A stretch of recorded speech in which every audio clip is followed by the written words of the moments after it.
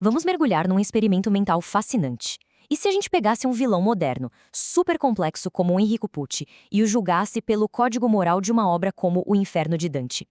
Onde é que ele se encaixaria? Preparem-se, porque a descida vai ser profunda. E aqui está o nó da questão, o paradoxo que define o Pucci. Como é que se julga alguém que comete as maiores atrocidades, mas em nome da felicidade universal? Um vilão que, no fundo da alma, acredita sinceramente que é um salvador. A resposta, como a gente vai ver, é tudo menos simples. Ok, antes da gente começar a nossa descida, é preciso estabelecer as regras desse tribunal infernal. Afinal, para julgar o Pucci, a gente tem que usar a lei de Dante, que é baseada numa visão de mundo bem específica. As regras são simples, mas olha, são cruciais. Primeiro, isso aqui é uma análise literária, tá? O julgamento final de verdade pertence a Deus. Segundo, no mundo de Dante, não adianta ter boa intenção. Boas intenções não apagam pecado. E o mais importante de tudo, a alma é condenada pelo seu crime mais grave, aquele que define a essência da pessoa. Para a gente entender os crimes do Pucci, primeiro a gente tem que entender a filosofia toda distorcida dele. É bem aqui que o conflito com Dante começa de verdade, na definição do que é o céu e o que de fato significa salvação. Aqui temos um verdadeiro choque de mundos. Pensa só, o universo de Dante é todo construído sobre o livre-arbítrio, sobre a nossa capacidade de escolher entre o bem e o mal. Já a ideologia do Pucci, que ele herdou do Dio, troca isso pela tal da gravidade, que nada mais é que um determinismo absoluto onde não existe escolha, só um destino que já está escrito. E aqui está o coração do plano dele. O Pucci acredita que, se ele eliminar a incerteza, ele elimina o sofrimento. Para ele, felicidade é se resignar. Mas na visão de Dante, um mundo sem escolha, sem esperança na providência divina, isso aí não é o céu, de jeito nenhum. Isso é a própria definição do inferno. E essa filosofia toda radical não nasceu do nada, de um estudo, mas sim da dor. O grande gatilho foi a morte trágica da irmã dele, a Perla, um evento que ele simplesmente nunca conseguiu processar. Então, em vez de encarar a responsabilidade e o caos da vida, o Pucci se refugiou no determinismo como uma fuga. Certo? Com as regras e a filosofia já estabelecidas, nossa investigação começa para valer. Vamos agora descer pelos círculos do inferno, avaliando pecado por pecado do Pucci para encontrar o lugar certinho dele.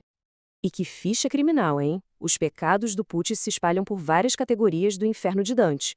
Ele é herege, é um assassino em massa, é um fraudador e é um traidor. A questão é, qual desses pecados define a alma dele? Qual é o pecado raiz? O sexto círculo, o da heresia, parece o ponto de partida mais óbvio, né? Afinal, a doutrina dele nega a fé cristã. Só que, para Dante, as ideias são menos graves que as ações. A heresia do Pucci, por mais terrível que seja, não era o objetivo final. Foi só a semente, a planta que brotou dessa semente, foram crimes muito, muito piores. Crimes de carne e osso. Isso leva a gente direto para o sétimo círculo, o dos violentos, com uma contagem de corpos altíssima, incluindo sacrifícios humanos e a morte dos inimigos dele. Parece um lugar bem óbvio para ele, não é mesmo? Mas a resposta é não. E aqui tem um ponto fundamental. A violência do Pucci nunca foi o objetivo final. Ele não mata por raiva ou por sadismo, ele mata para avançar o plano dele, para roubar, para enganar. E no inferno de Dante, quando a violência serve à fraude, o pecador sempre desce mais fundo. Isso nos joga de cabeça no oitavo círculo, o Malebolde, um lugar com 10 fossas, cada uma para um tipo diferente de fraude. E olha, o Pucci poderia ser morador de várias delas. Ele se encaixa perfeitamente aqui. É um hipócrita com aquela aparência de santo que esconde uma alma podre. Comete simonia, usando o cargo sagrado dele para servir a um vampiro. E o mais importante, ele é um falso profeta, tentando roubar de Deus o poder de conhecer o futuro.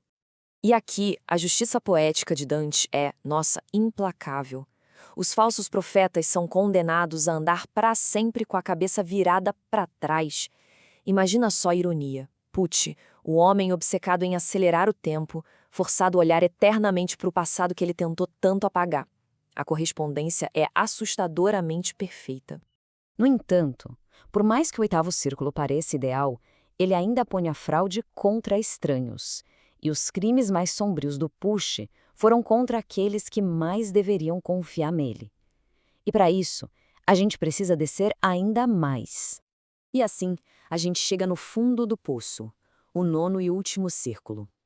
E não é um lugar de fogo, mas de gelo. Gelo absoluto.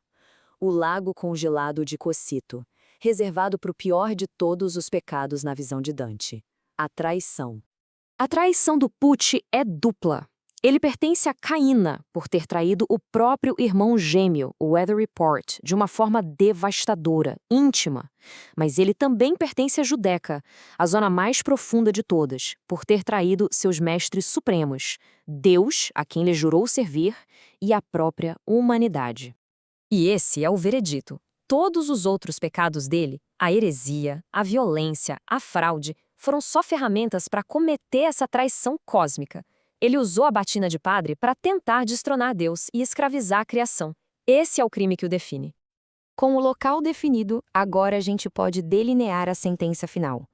No inferno de Dante, a punição, o chamado contrapasso, é uma ironia poética que reflete o pecado.